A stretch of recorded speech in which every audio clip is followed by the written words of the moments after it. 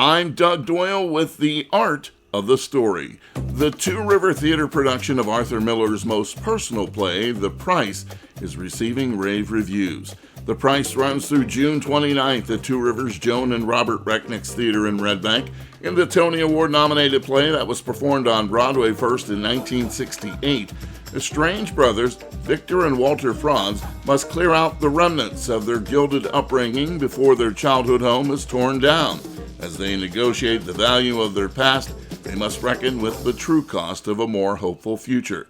During WBGO's live panel discussion at Two River Theater, I spoke with acclaimed director of the show, Brandon J. Durden, about why he feels The Price is a must-see. It's really tricky stuff. And I had never directed an Arthur Miller play. So you start with his most personal, probably one of the hardest. You don't have the benefit of it being a well-known story like The Death of a Salesman or All My Sons or even View from the Bridge, which is part of our cultural landscape now. That we think that most audience members have some frame of reference, a touch point.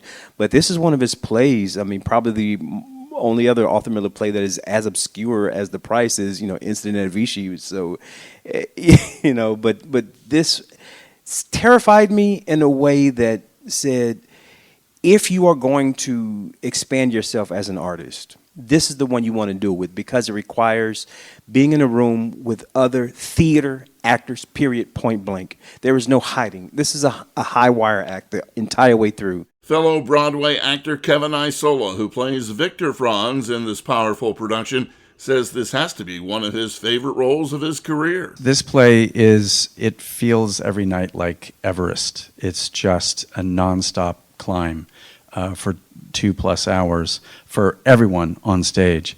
And when you get to the top of the thing, the most fun part is then you get to jump off and you just sort of assume that somewhere down there's a net. And also just the most joyful experience I think any actor would ever gets to experience on a stage.